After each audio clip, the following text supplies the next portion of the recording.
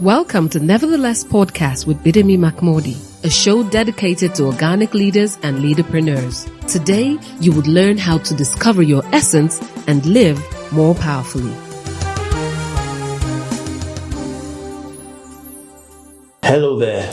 Welcome to the Nevertheless Show, a show for organic leaders and leaderpreneurs. And welcome to the month of April. This month, we have something amazing. The series is really one that I'm really particular about because it gets to answer a lot of questions that I have in my heart, and I know that you also, our viewers, have in your hearts. And of course, I have with me BMM in the studio. Hi, John. Good morning. How are you doing today? Hi, everyone. Thank you for joining the Nevertheless Show, a show for organic leaders and leaderpreneurs. And like John said, we are excited to be able to bring these episodes your way. This month is different. I will not be teaching anything new. Well, maybe not, but we're focusing on a question and answer series. So this series we're taking all the questions you've asked over the months and we're curating them into subject matter weekly to be able to answer them. So John, what is the broad theme of this week's question? So this week we're zooming in on change. Change. Yes. Okay. Given that we're looking at leaderpreneurs and leaders in their own space, how can they cause change? How can they bring about change? So that's what we're really looking at. That we have an interesting question that we'd like to kick this off with. So the first question that we have is, how can I adapt the level of change that I want, all right, to the available resources? Because not many times do we all have money stashed away and stuff like that. So, but we want to cause a change. It's burning in our hearts. How can I start from where I am to start causing a change? Okay, so thank you for that question. It's a brilliant one. The thing about change that most of us may not have considered is that change doesn't cost money. At the level when change begins to cost money, you already have built leverage enough to get other people to be able to, or get other people to work with you to bring about change. So leadership is in its core is influence. Okay. So therefore, if leadership is influence, it doesn't cost money to influence others. Okay. So when we think about change, two things can happen that you don't need a stash of resources for. So to adapt for where you are, if you want to make change, consider two things. Consider mind renewal. The most impact is made if you can convince people or influence how people think. So in the place of mind renewal, there are two ways to go about mind renewal. Okay. You can either model the mindset that you want people to begin to imbibe and adapt to their own living, or you can teach them. Okay. And honestly, none of these two things cost a ton of money. Modeling is just living the life that you live. So yes, you may not be able to pack people in a hall and say, oh, this is what I want you to do. But if you have to start leadership from where you are, which is what you should do, start from your immediate environment, the people that you meet daily or weekly or something, and just intentionally make up your mind that, okay, I want to do X, Y, Z. Okay. And then based on that, take it from there. This morning, I stumbled upon some news item, some young lady that is being dragged on X. Okay. And so I followed, when I see things that stand out like that, I try to find out who the person is. And it's this young lady who's talking about modesty in dressing. And she's decided that she will make that her life work. And she's doing it. So starting from how she dresses herself. And then now, I saw as I followed the link down, I started to try to see the things that she does. In the moment, guess what I found? I found that she has now built from just dressing properly. I'm talking about how she dresses properly, decently, moderately, with modesty, and not having to put all her private parts out. Okay. We've now gotten to the point where she's merchandising. And then she has a clothing line made up of t-shirts. And the first one that I saw, the only one that I saw was, try to cover your body. Oh. Do you see it? Yeah. Catchy. But before she got here, if you go to her handle and you check, she was just using her Instagram. She decided that her Instagram will not be about, I want to be an influencer. Her Instagram will be about who she is.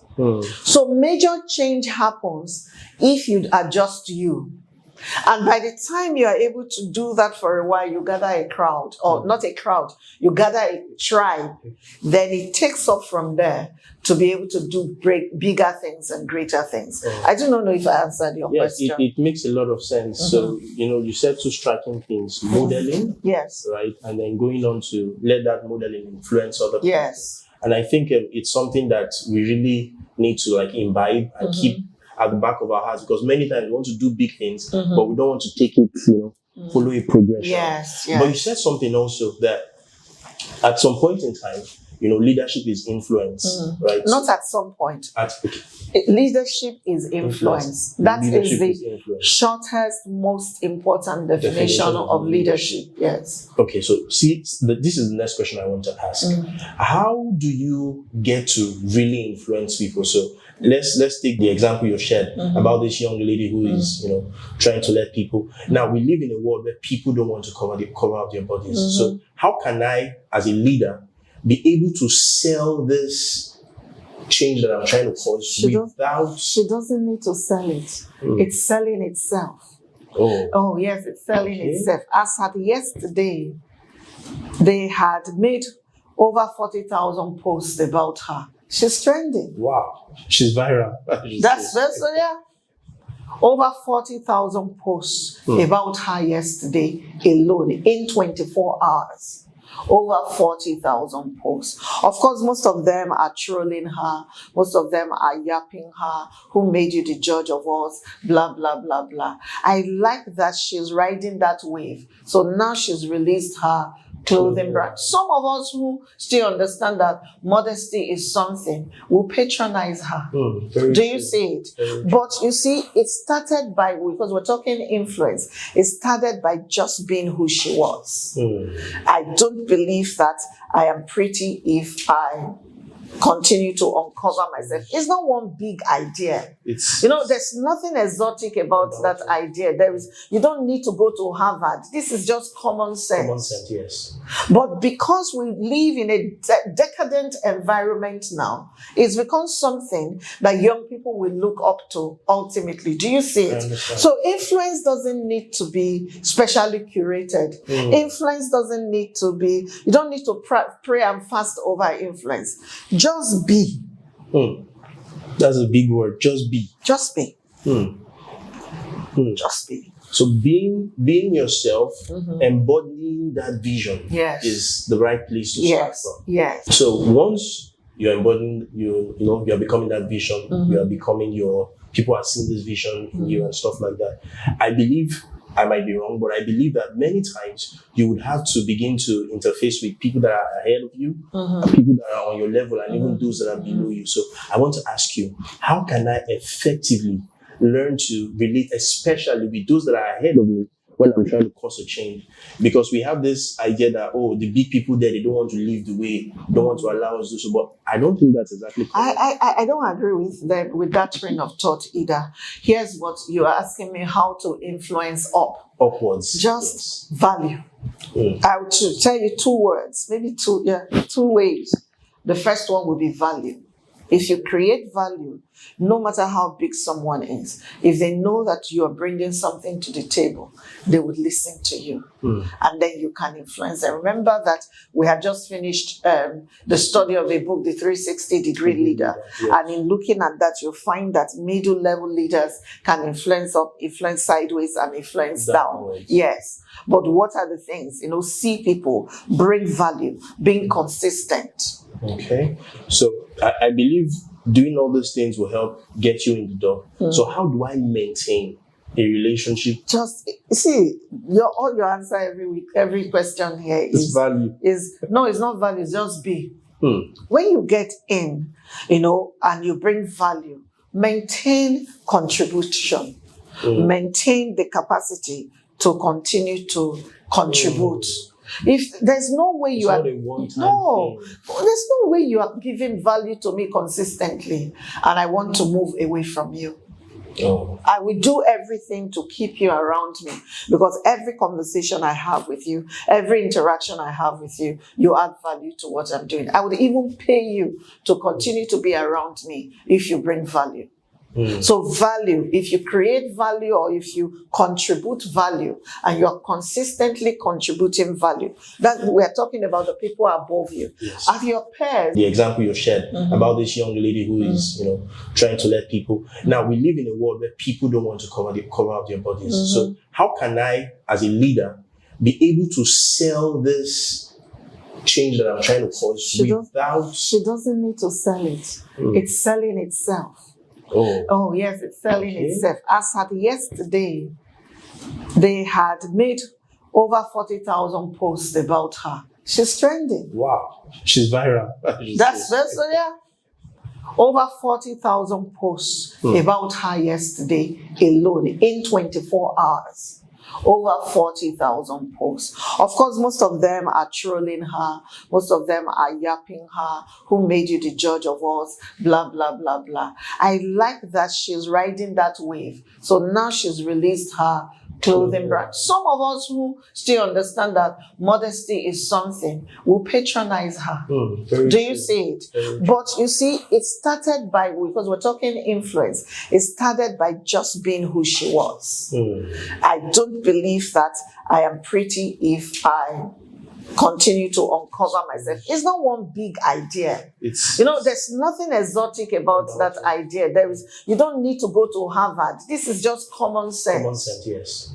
But because we live in a decadent environment now, it's become something that young people will look up to ultimately. Do you see it? So influence doesn't need to be specially curated. Influence doesn't need to be, you don't need to pray and fast over influence. Just be. That's a big word. Just be. Just be. Just be. So being yourself, embodying that vision is the right place to start from. Yes. Effectively across. First would be that I can see their potential.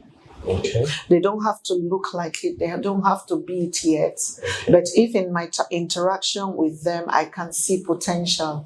They have dreams, they have visions, they have aspirations. Everyone does have that. But if I see that their potential matches what they dream, they are not daydreaming, then that makes sense. I would give the person a chance. So it means that I can see them. To know them would mean that I give them access. So I let them come close enough to be able to watch me and see how I do. Do you see it? So I said, know them. See them. And I know that if you see someone, if you know them, and if you give them the chance, they would always rise to the occasion. So I want to ask you a bit of a personal question now. Have you ever maybe opened up, known someone, given them opportunity, and somebody took it for granted and messed up? Oh yeah, that happens every day. Okay, but that's okay. So, because it's a human being problem. It's not a particular person problem. So I want to know, what things did that person do that made them, lose the access? I think that sometimes we get overly familiar. We get overly familiar when we have access, and we do not recognize that people give us access not because they want things from us, but because maybe I should talk about myself. I give people access and a chance because that was what I wished I got when I was at their level. I really, really wish that I got more access, more opportunities at their level. So for me, that's what it is. That's number one. So if you get that kind of opportunity, never become familiar. No matter what, never be familiar. Because what happens when you get familiar is you lose your sense of awe. So what used to inspire you in the person would no longer sometimes be inspiring for you. That's number one. Number two is character. Or maybe character ought to actually be the first one. But you see, becoming familiar is part of not a lack of character. Character. So let your yes be yes, let your no be no. I think a lot of us do not recognize. We think we take our lives and we make them compartments. And yes, there is a level, a place in your living that you must compartmentalize, okay? Yes. But when you're dealing with people, there are no compartments. So what that means is that if someone gives you access at that level, do not make your life, how I do at home is different from, so ultimately you'll be living a lie.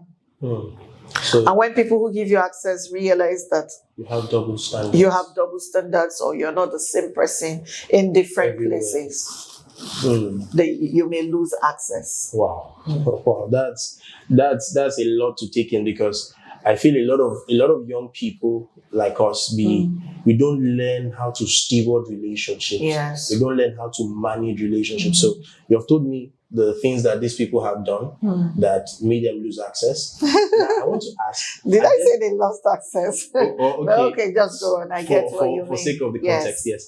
So, but I want to ask, what practical things have some people or someone done to you that it's etched them in your heart for, like, it kept them there? I think that for me, because I'm a value-oriented person, I can never take my eyes away from value. If you're someone who gives value, I love you all of my life, no matter what. Even if our seasons change, you always have access to me. Do you understand it? So value is pivotal for me, because what's the point of doing life together if you're not adding anything to me? So value is important. Yes, value is important. And to a large extent, I want to feel safe with you. I've had situations where people, in the way they acted ultimately, I felt like I couldn't feel safe with them. This person. Yes. So if I feel safe with you, even if seasons change and you have to, transition out of my life in the moment, you always have my door. My door would always swing open, no matter what. Okay, so I want to ask you a question from this last feedback that you just gave, and it's a little bit personal to me. So sometimes when I have maybe mentors tell me stuff, or they confide in me, many times I don't know how to react. I don't know if to say sorry or take this. So I'm asking you. But this is not a change conversation now. This is not relational. You just jump from change to relationships. I wanted to ask about the safe thing. Okay. How can someone who is not, you're dealing with someone who's higher than you, all right, how can you make them feel safe? How can you respond? By not, it's not so much the response, because sometimes, I don't know, as a leader, when I share with, especially those who are my subordinates, is not, of course I take opinions seriously. We had a conversation yesterday and you said, I think we should include this, and I followed. So sometimes, yes, if you have valuable opinions, share them with me.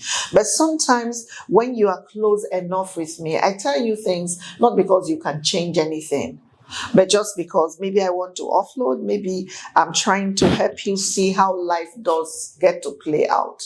The rule of thumb is you don't go somewhere else and blab out those things. I don't have to tell you their secret, because if they're secret, I won't share with you anyway. But if I shared with you, you don't go and use it to pull around somewhere and say, oh, and then that day, this person was talking to me, and then there's no need. Do you understand it? Because what you have with people at that level, what you have with them is sacred. So you must treat it with a bit more respect. All right, so we still have a lot more questions to still take, but of course we'll take them when we return from this break. Don't go anywhere. Are you seeking to clarify your purpose and profit from it? Then get into the Purpose University this year. A 10-week e-course for people of faith who seek to clarify their purpose and profit from it. The DNA of purpose has been put together to help you understand what purpose is about and discover what your journey of purpose might look like. Register today at yourpurposeu.org, where Bidemi Mark-Mordi would hold your hands to discover your purpose and live powerfully. In a world filled with many fears and discouragement, life often becomes a burden. For those who know the way, life is just simple. Do not worry, you're not alone on this life's journey, as Bidemi Mark-Mordi shares powerful insights and principles from her everyday work and life experiences in her book, Nevertheless. Nevertheless is a book designed to encourage and equip you to face life with courage, hope, and determination. Get a copy of Nevertheless and other books written by Bidemi Mark-Mordi, like The Wisdom of the Seed, Honor, The Theology of Work, and so much more from a bookstore nearby, or call 080-905-63555. or send an email to bidemi@bidemimark-Mordi.com to place your order. I guarantee you will make it, nevertheless.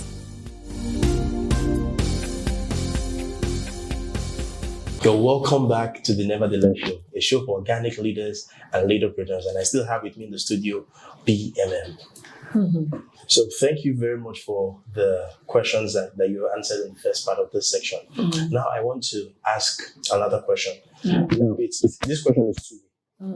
The first is, in a society like ours, where, in quote, it's most people do not want to do the right things. It's a corrupt system and stuff like that. How can you still be a change driver without getting influenced negatively? Well, by making a decision not to be influenced negatively. That's number one. I think that as leaders, we need to learn to pre-decide what it is that we want to be and how we want to go.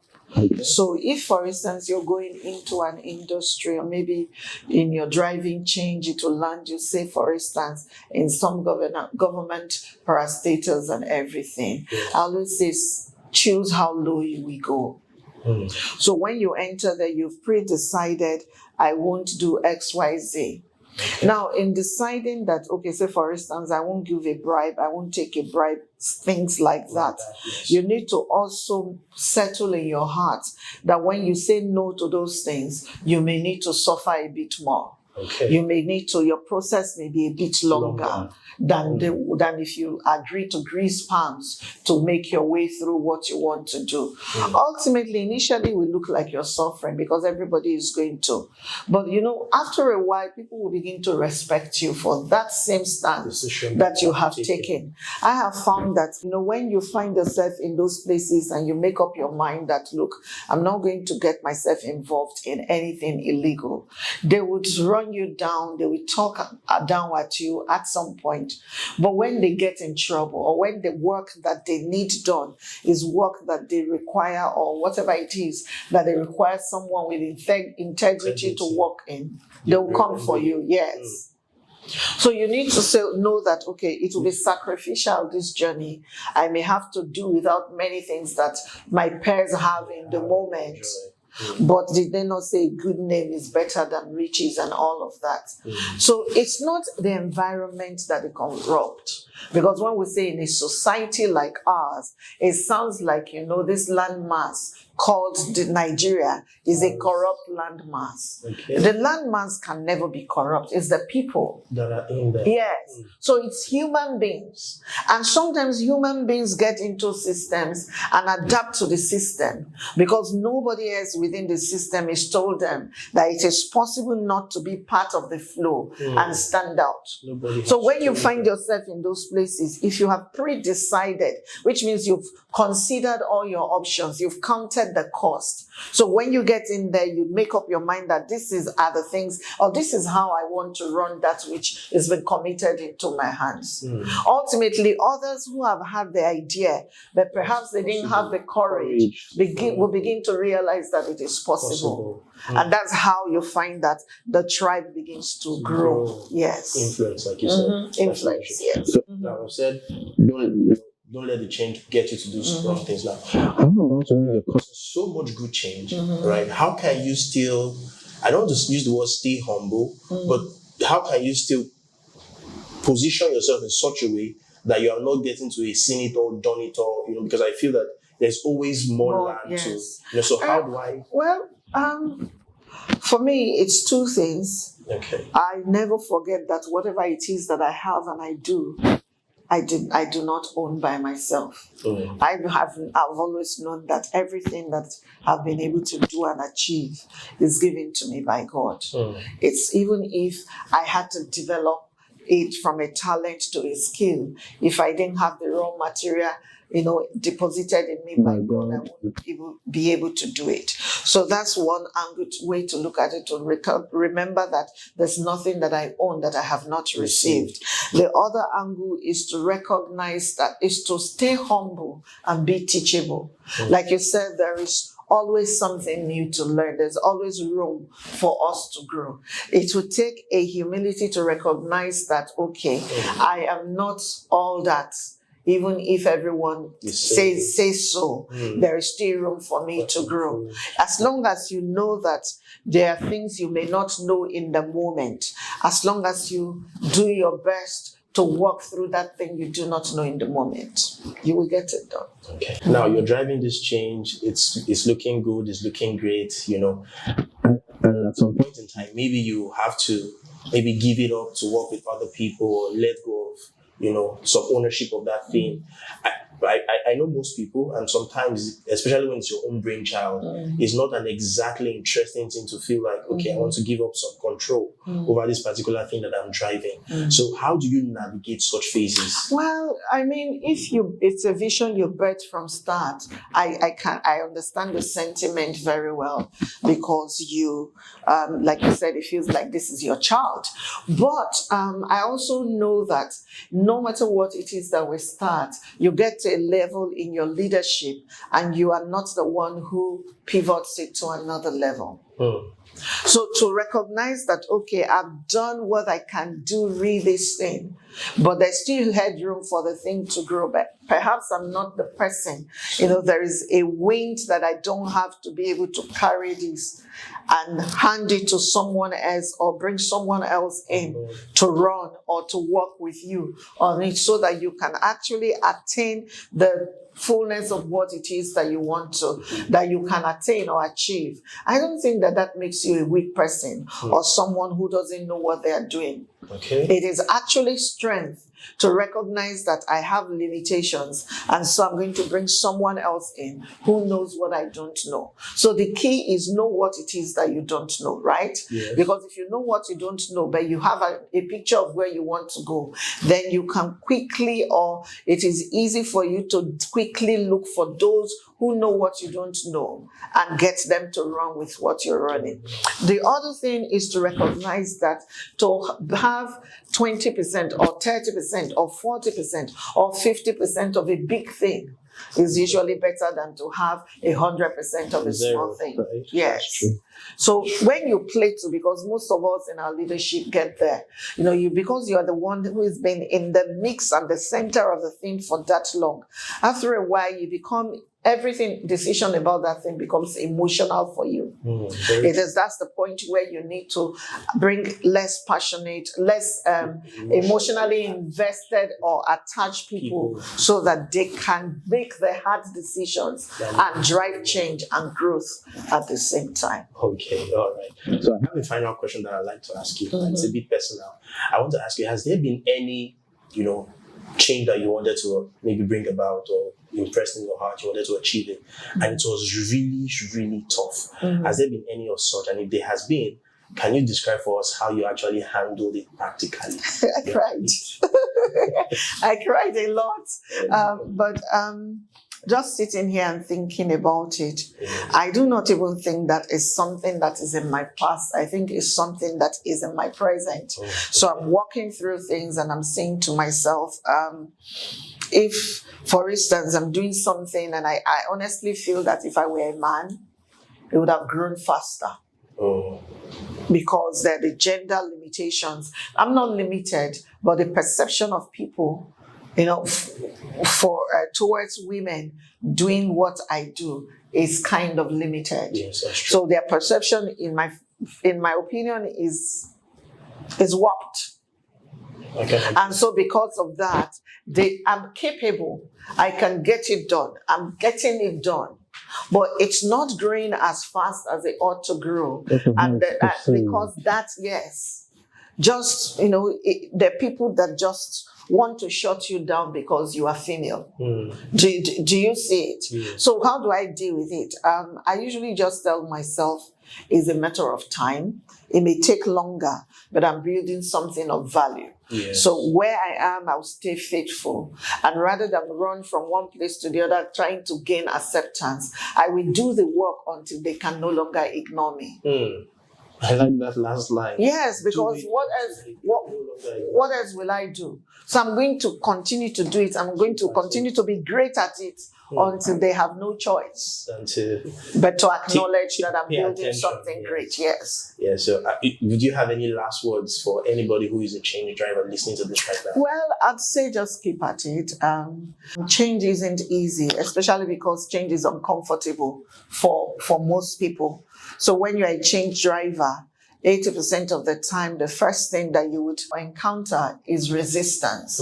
Resistance isn't because they don't need what you have. Resistance isn't because they don't know they should change. Resistance is because they feel uncomfortable with change. They have no idea who they will become when they change. So that's why they resist. So, some level of empathy in leadership, that's just to see the people where they are and understand their heart in the moment that they are fighting, not because they don't need what you have, but because they can't seemingly understand who they become if they are no longer what you're asking them to change for. So there is a level of empathy, and there's also another level of digging your heels down to say, I will not move because I know this is good for you, and continue to do it. Most importantly, and this is the final thing I'm going to say, we need to give the people the opportunity to understand what we're doing, re-bringing change so that they can buy in. So cast this vision and recast it as many times as is possible until someone gets to a place where they have this light bulb come on and they're like, oh, I can see it. Now, the moment they can see it, it becomes easy to drive change with them. All right. Thank you very much for how you've answered these questions. It's been a personal, for me, it's been a learning point, and I'm really, really grateful. And I'm sure our viewers too. I've learned so much from this short podcast that we have had. So, hey, if you have a question for us, you have something to say, it has blessed you, or you have further questions to ask, please do well to put them in the comment section or wherever the platform you're listening to. Reach out to us, and we'll take it of that. Thank you so much, John, for a delightful episode, and thank you to our viewers and listeners out there for being part of this. Next week we'll come back with another insightful line of questioning. I don't know what John is going to come up with, but I'm excited to see it and to hear it. We'll see you next week if Jesus tarries. Remember that if you discover your purpose, you live a powerful life. So go embrace your superpower. God bless you, and bye-bye. Thank you for listening to Nevertheless. For more information and resources, call 080-90563-555 or send an email to bidemi@bidemimark.com. Don't forget, discovering your purpose helps you live more powerfully.